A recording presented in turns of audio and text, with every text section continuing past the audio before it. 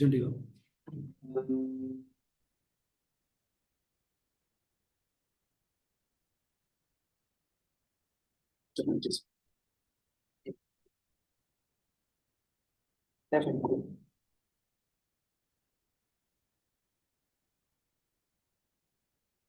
Yeah, hello, my dear students. First of all, I'm super excited and super happy that CA Inter taxation paper has come out so well. And I'm even more delighted that all the questions which have come up, be it income tax or be it GST, have been from the discussion what we have done during our sessions. That is something which is so promising and so happy for me, obviously, for a simple fact and reason that we have spent too much of time on learning and preparation. And when it has come for execution, when everything has come from what we have discussed, what more can be happiness other than that? So I'm extremely happy and delighted that paper has come out so well, and even more happy that students have performed extremely well in the examination. And I was so happy and delighted that a lot of messages have come where students were telling that, sir, we wrote extremely well and we have wrote paper in such a manner that exemption is something which is sure shot and gunshot. And that has given us enormous happiness. So happy for that. So let me spend a little bit time with you on discussion about understanding what is the paper and pattern and everything which has come up. And this is something very interesting for you to look at it, my dear friends. So I'll share the screen and I'll start the discussion.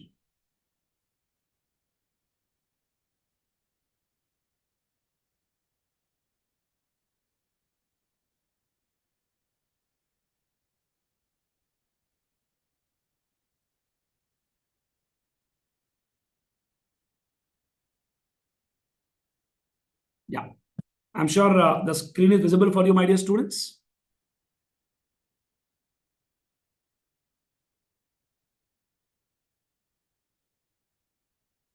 Yes, thank you so much. So as we all are aware, the first part, totally the 100 marks paper will be split into two components. That is 70 marks of descriptive paper and 30 marks will of course be MCQs. That is how your paper pattern is always split up, and that's how they ask in the examination. So I'm not looking at the MCQ pattern here because ICA does not release MCQ out, but we are definitely going to look at our descriptive part of the story. That is what we are going to focus upon. So let's see that, my dear friends. The first question which came in the exam for 15 marks, this is same to same question and similar pattern question which we have already solved during our lectures, my dear friend. That is so promising and so happy. Please see that. Sahil, a resident in India, age 40 years. They gave it manufacturing, training and P&L account for the 31st March 2024. And you can see here they gave opening stock, purchase, manufacturing expense, sales, closing stock and gross profit. After that, they have given administrative charges. See, SGST penalty paid, it is not compensatory in nature. When it is not compensatory in nature, it is penal in nature. Obviously, what we'll do is we'll add back this amount. Then GST paid is okay, general expense is fine, miscellaneous expense is okay. Loss on sale of shares, this also will add back for a simple fact and reason that it's related to a capital gain part. Why do we take that in PGBP? This also will add back. And depreciation is given, interest to bank is given, net profit is given. Credit side, there is gross profit, dividend from domestic company, winning from lottery, net of TDS 4,500, total figure 10,500. So what we are going to do is we'll reduce this 10,500 and show 15,000 figure under income from other sources. Because ultimately under income from other sources, we will show the figure which is gross, that is prior to TDS. That figure is what we show in income from other sources. Then profit on sale of shares, this also I'll reduce and I'll show under income from capital gains, because any profit or loss on sale of shares that will come under income from capital gain but not under PGBP. That is why we'll do this adjustment. Then you can see here they have done adjustments like this. Administrative charges include 46,000 paid as commission to brother of assessee, and the commission amount at the market rate is 36,000. When the market rate is 36,000 and they paid 46,000, what will happen will be 10,000 will be disallowed, my dear friends. 10,000 will be disallowed, my dear friends, under one brilliant section called 40 capital A2. Unreasonable or excess payment to relatives. Next point. Assessee paid 33,000 in cash to a transporter on 26/12. It is included in manufacturing expenses. Assume that provisions related to TDS are not applicable. When they clearly told TDS is not applicable, we will not question that question. But they told 1.33,000 is paid in cash to a transport carrier. Straight answer, my dear friends, no disallowance will come under section 40 capital A3. The reason being very clear that 40 capital A3 has got a limit of 10,000 single person single day. But in case of payment is made to transporter, the limit is not 10,000, the limit is 35,000. But here the amount given is 33,000. That is the reason why disallowance will not apply. Next point. A sum of 4,000 per month was paid as salary to staff throughout the year, and this has not been recorded in the books. If it is not being recorded in the books, we'll record now and reduce that from profit. Next. Bank term loan interest actually paid after 31st March is 20,000 and the balance was paid in October 2024. If it is paid in October 2024, that means it is paid after due date of return of income. That means what is going to happen will be balance will be disallowed. That means we'll add back as per section 43B, my dear friends. Section wise understanding is important here. Next. Miscellaneous expense include 10,000 contributed to Prime Minister's Relief Fund. What we are going to do this is add back and take under one section called ATG. Next. Loss on sale of share represents shares sold within a period of 6 months from the date of purchase. That means it is very clearly a short-term capital gains. Next line. Profit on sale of shares, my dear friends, represents shares held for 2 years and STT was paid on it. That means it is long-term capital gain on which STT is paid, wherein taxability will come under section 112A, long-term capital gains on sale of equity shares or units of equity-oriented mutual fund or units of business trust through recognized stock exchange on which STT is paid. That will be taxable at the rate of 10% on amount exceeding 1 lakh. Next. Housing loan principal repaid 50,000. This I will take as deduction under section 80C, my dear friends. And interest on housing loan, we will take under section 24B. Housing loan was taken from Canara Bank. Property value is 45 lakhs. Loan value is 25 lakh. Sanction date is 31st March 17. These amounts were not dealt in P&L account. Very good. You should not deal that also in P&L account.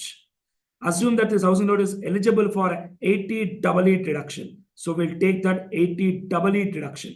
80 EE we can take deduction of maximum 50,000. That also we'll take there. Getting the point, everybody? Next.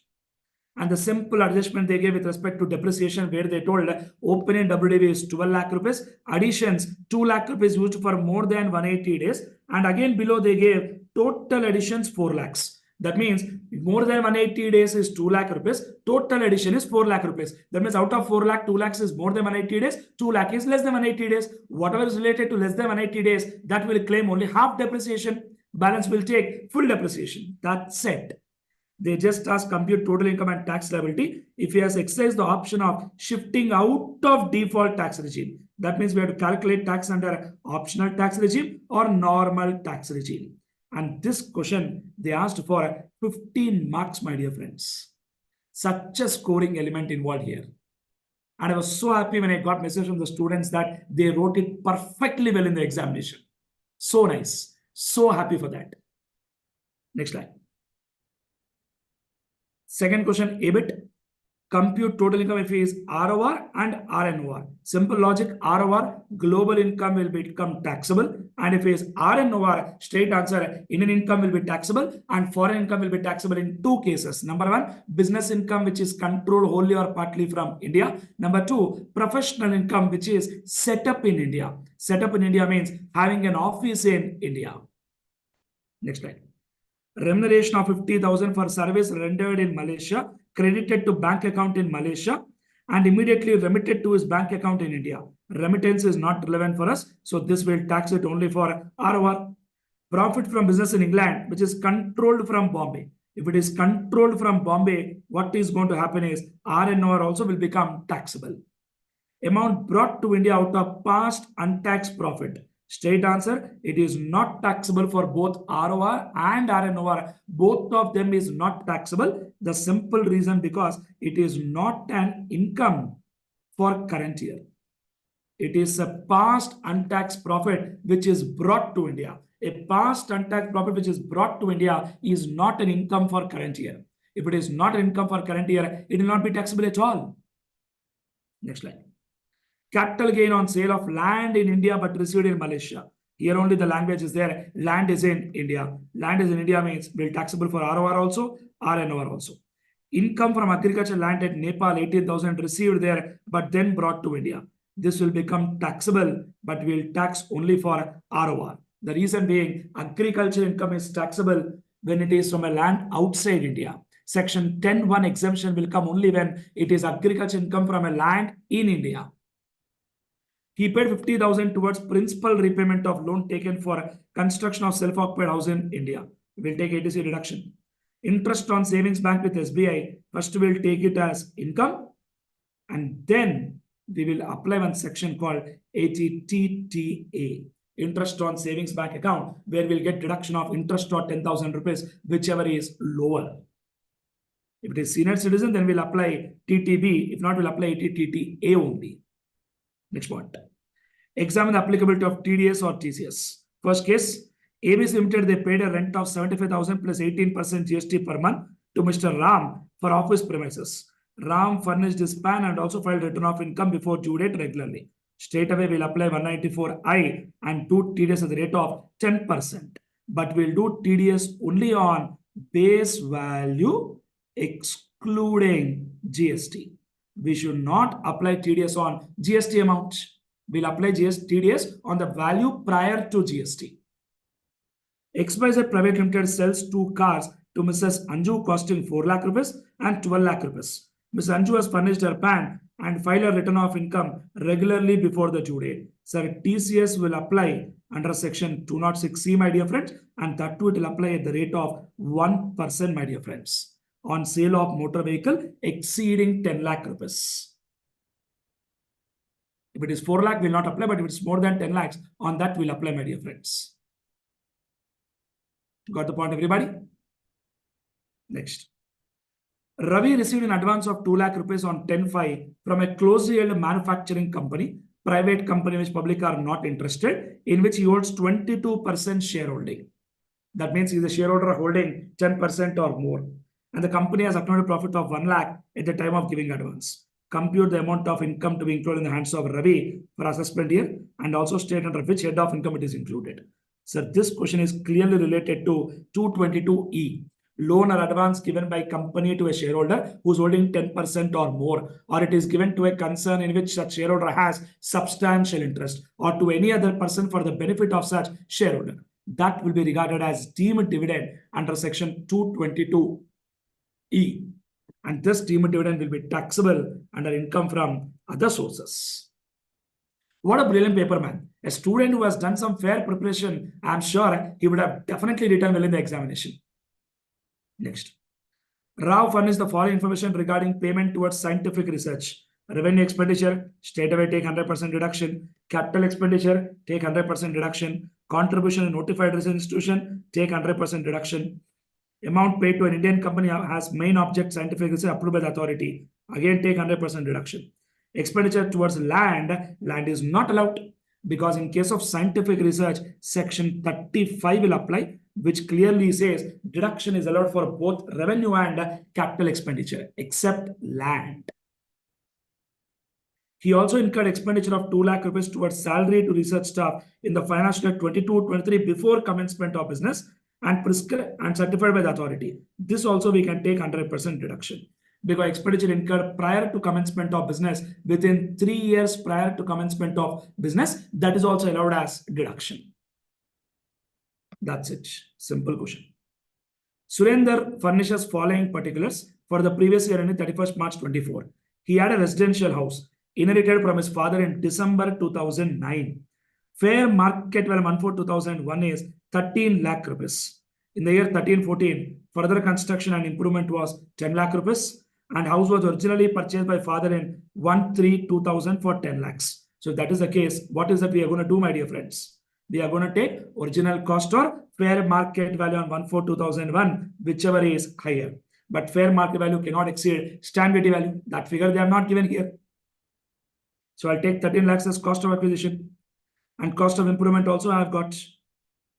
And on 10/5/2023, house was sold for 75 lakhs. Simple. Full value of consideration, expenses on transfer, net sale consideration. From that, we'll reduce index cost of acquisition. We'll also reduce index cost of improvement. The balance will become long-term capital gains. And expense on transfer, they gave 50,000. On 2012-2023, he purchased a house for 12 lakh rupees. He sold a residential house, purchased a residential house. We will claim exemption under section 54. Simple answer, my dear friends. And this can be the most simplest question that can come from income from capital gains, which I'm sure is very scoring for all of you guys. CA numbers also they gave.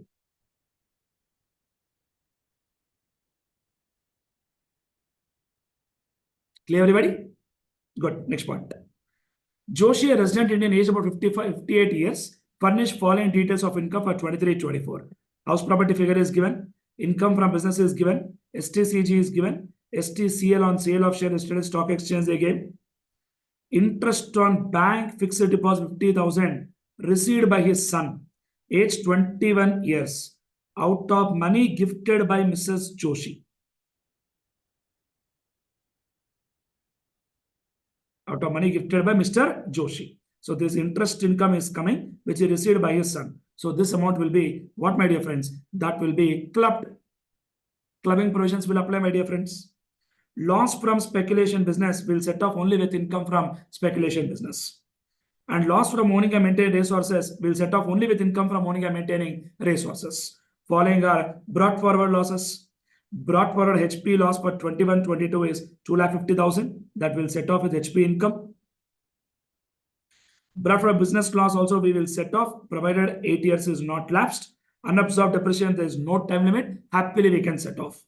Brought forward LTCL 90,000. Return of income for that year was filed on 31st Jan after the due date of filing return. So this loss cannot be set off, because losses can be carried forward only if return of income is filed within the due date, except house property loss and unabsorbed depreciation. House property loss and unabsorbed depreciation can be carried forward even though return of income is filed after the due date. But other losses can be carried forward only if return is filed within the due date. It's pretty comfortable question this was. State whether the following persons are required to file return of income. Simple, my dear friends. 31 years, opted for a default. Total income is 2,90,000. That means total income is more than basic exemption limit. They have to file return of income. Rebate might come, tax might be zero, but they still have to file return of income. Patel, 65 years, having a TDS credit of 55,000. They should also file because TDS credit is 50,000 or more. Gross receipts of Mr. Ajit, age 45 years, architect, was 12 lakh rupees. But profit was only 2,25,000. So what? Still he has to file the return of income, my dear friends. Special category or cases where return of income is required to be filed even though total income does not exceed basic exemption limit.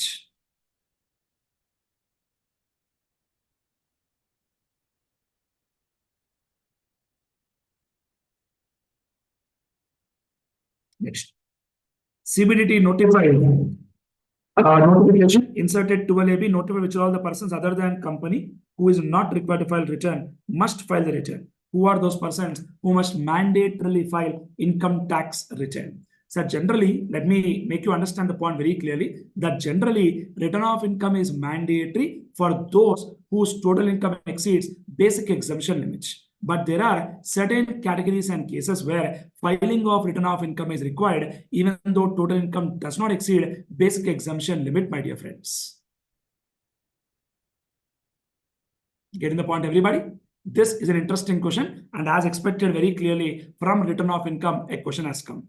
And this is a satisfactory paper for me, especially from my perspective, for a simple reason, because this was how the paper was expected to come, and that is how it has come. Majority of the questions have been those questions which have been discussed in the classroom, and some of them are straightforward questions, what we have covered in the class.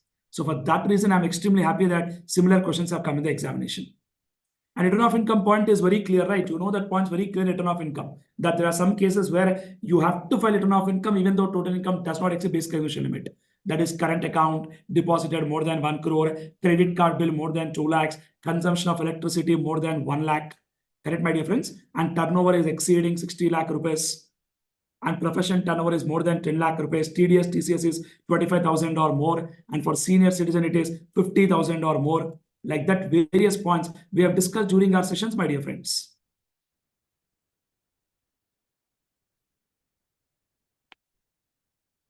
I'm sure we are clear with all these points, everybody.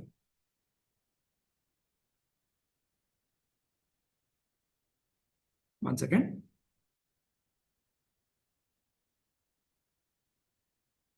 I'll reshare the screen. Just a second. Yeah. So this was a story pertaining to our income tax, my dear friends. And let me honestly tell you that this was a very comfortable paper as such, and something which is very, really scoring. And I'm sure you guys have performed really well in income tax. Now, without delay, let me also talk about GST as well. Even this was a comfortable paper with from GST perspective too. So let's see that also, my dear friends.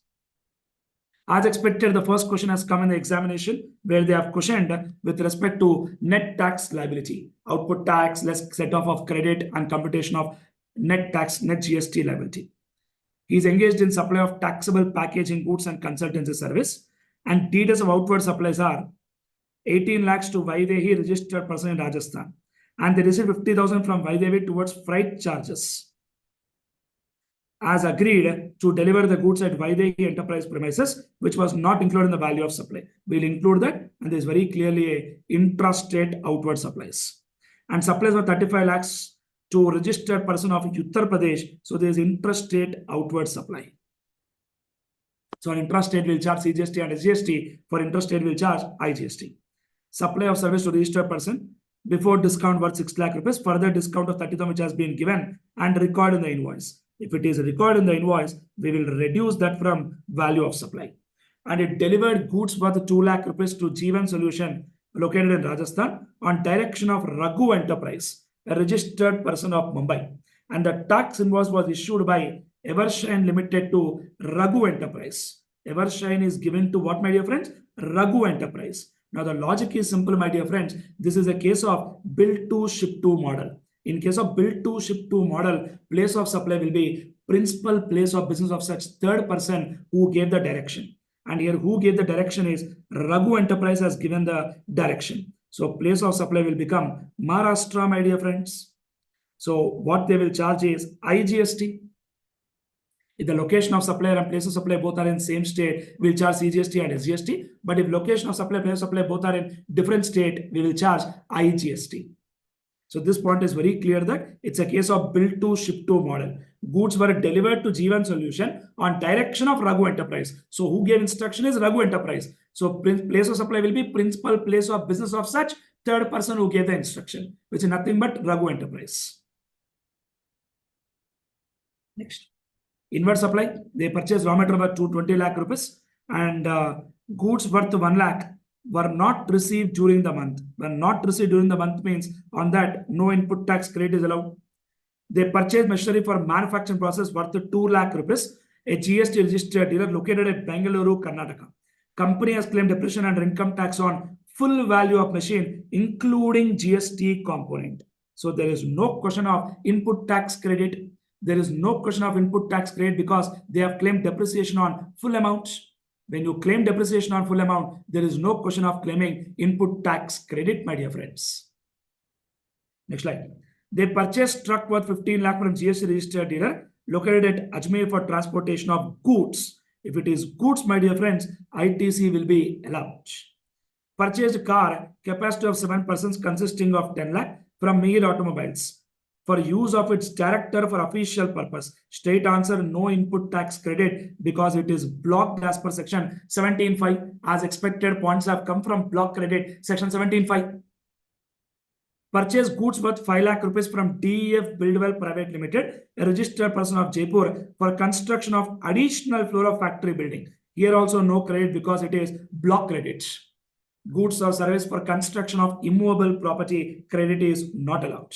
And they gave the figure of opening balance of ITC. To that, we have to add current month ITC and we'll get the figure of total ITC.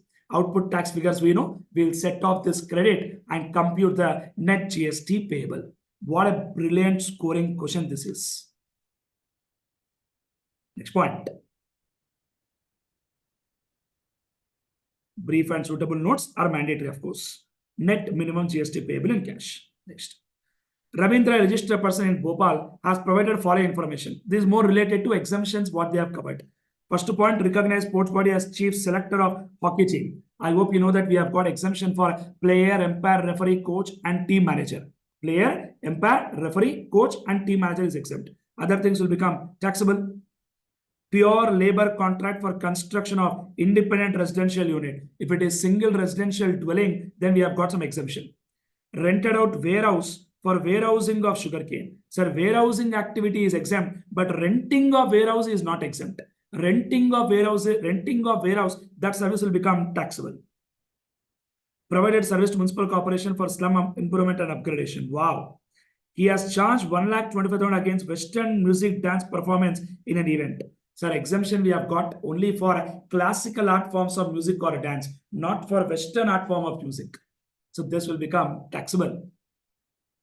So this is clearly a question related to exemptions, my dear friends. Next.